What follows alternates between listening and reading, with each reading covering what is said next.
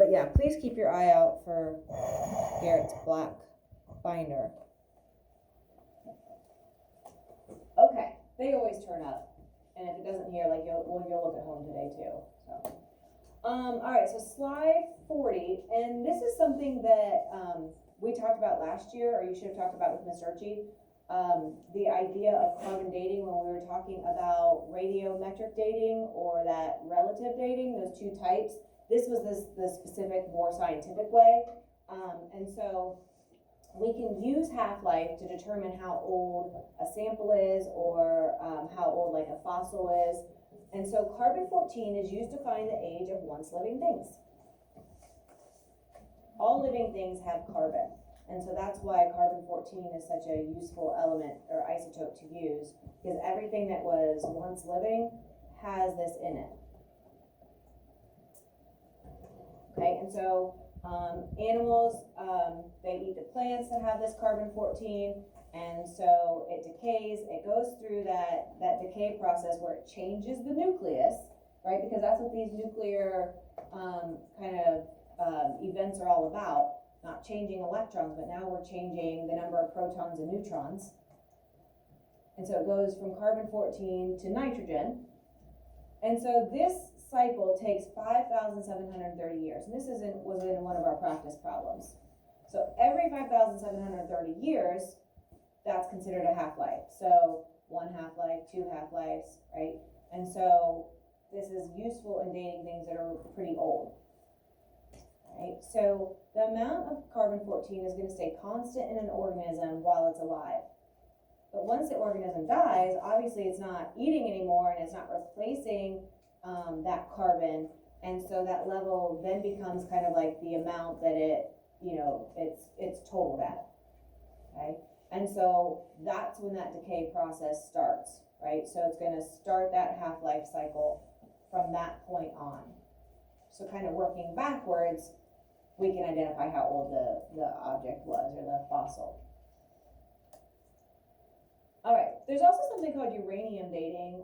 It's used to estimate the ages of rocks, which obviously are not living. And some rocks contain actually 2 different radioactive isotopes with really long half-lives.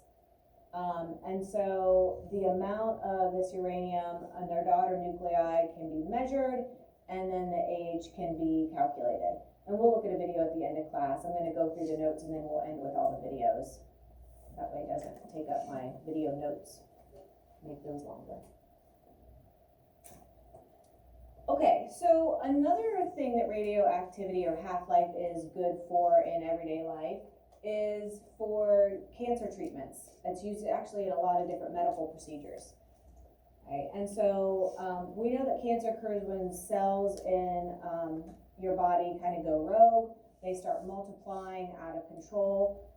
There can be tumors that form, or it can just kind of be, in different areas of the body.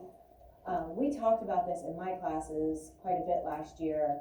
After our testing, our state test, we went over, because I think it's important, since unfortunately cancer is so common with, I think all of us have been affected by somebody who has it. And so one of the treatments is radiation, right? It's given off during this nuclear decay process, and it can stun the tumor. So we actually use radioactive decay, we use that radiation to destroy the cancer cells, right? The problem is if it hits healthy cells, then it will also destroy them. So it has to be very precise, very pinpointed, so that, we're not causing more side effects than necessary. So it will kill all cells that it comes in contact with. So trying to just isolate it to just those dangerous cancer cells. Okay, so we're going to start our second kind of topic for this unit, and this is the nuclear reactions. And the first nuclear reaction that we're going to look at is fission, right? The other one is fusion. They both sound a lot alike, all right? So I'm going to try to give you different ways to kind of make sure you help keep them straight, keep the ideas straight in your head. So this first half of the unit, really we've been talking about all this radioactivity and radiation. right? Now we're gonna actually zero in on the nucleus and reactions that are taking place there. So right before, we've just been talking about the nucleus decay, right? And so we're kind of shifting just a little bit. And so nuclear fission is the process of splitting the nucleus into two smaller nuclei of smaller masses. Right? Fission. Kind of sounds like the word division. The first day that we had the vocab, somebody was looking at their flashcards and they read, sounds like division, and then they flipped it over, they're like, fission? They're like, oh, I didn't think I'd ever hear that. Like, it's just kind of a weird thing, but fission and division, even though they're not spelled alike, you hear that same, that kind of rhyming. And so that's how I remember it. Fission sounds like division. Well, think about what division is. It's taking something big and splitting it into something small. 20 divided by 2, you get 10 and 10, right? You made something bigger into something smaller. Okay, so fission is that's exactly what's happening to the nucleus. It's going from a larger nuclei to a smaller one. And this can only happen with atomic numbers above 90. So radioactive decay can happen to elements that are smaller nuclei. But for this nuclear fission process, it has to be a very large nucleus. Okay, so atomic number of 90 or above. And when this happens, when this division takes place, a bunch of energy gets released. Right? And so the two main uses for this are electrical power plants and weapons. This is the part where people usually get like, ooh, what? We're talking about weapons? Yes. Okay, and no, we're not making it. Okay. I know, you're out, right? Done. Okay, so a chain reaction is an ongoing series of fission reactions. So you have one fission reaction, and it triggers another fission reaction, and another, and then that triggers another, and another. So with one small reaction, it kind of like multiplies exponentially. It starts to trigger these, and then trigger these, and then those will trigger, right? Do you remember back when we watched the Bill Nye? They had all the mouse traps, and they had ping pong balls on them, and like one went off, and then when that ball got flung and hit another trap, it caused that trap to go off, and then next thing you know, there's all these ping pong balls going everywhere. That is what a chain reaction is. So that one single reaction triggers all the rest. All right? And so that process has to be controlled, or it can get out of control very, very quickly and cause catastrophic issues. All right? And so this is how nuclear power plants are generating electricity. They're using this process. And we'll get into that here in a minute. Anybody here ever play dominoes, or like not the actual game, but like set dominoes up and like, right? So if you think about, you have one domino, if you have like multiple branches, right?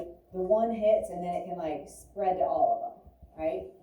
And so that's kind of the same idea. If you have a line of dominoes and it's just a line, not branches, right? It's gonna go, but it's gonna eventually stop because you can only affect the next domino in the line. But if you set them up and there's branches, the one will start all those branches. And so instead of one line going, you might have 3 or 4 or 5, right? And so it's that same kind of idea, right? And so we'll get to this video and it'll show some of this. Again, I appreciate you guys letting me take your classes notes. So I always like to save the videos either for the beginning or the end, but we'll get back to all these. Okay, and so nuclear fission occurs when scientists bombard a large isotope with a neutron. So you take a large unstable nucleus and basically they flick a neutron at it. All right, it's like taking that domino and flicking it, or taking that ping pong ball that is resting on the mousetrap and releasing the trap, causing that ping pong ball to go flying. All right, so it just takes one small thing to trigger it. And this collision causes the large isotope to break apart into 2 or more elements.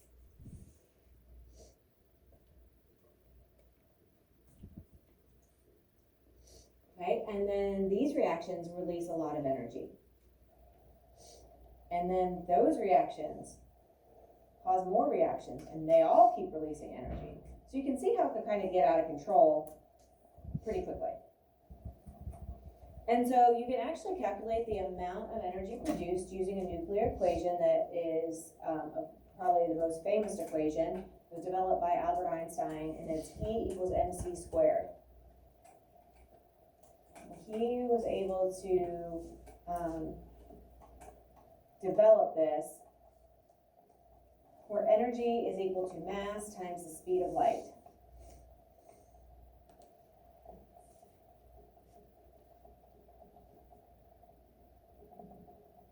And the speed of light, you can see here, pretty large. So anything times that is going to be pretty large, right? So the amount of energy that is produced is extreme. Okay? And so here's what it looks like. You have a neutron. Here we have a uranium nucleus, and we see our protons and neutrons. They're being held together with that kind of like the atomic glue. They're able to overcome the repulsion that those protons would typically feel for each other. That neutron hits it and just gives it enough of a boost that it pops apart, right? That little pop apart is energy being released. And then you get two smaller nuclei that have formed, and it also releases 3 neutrons.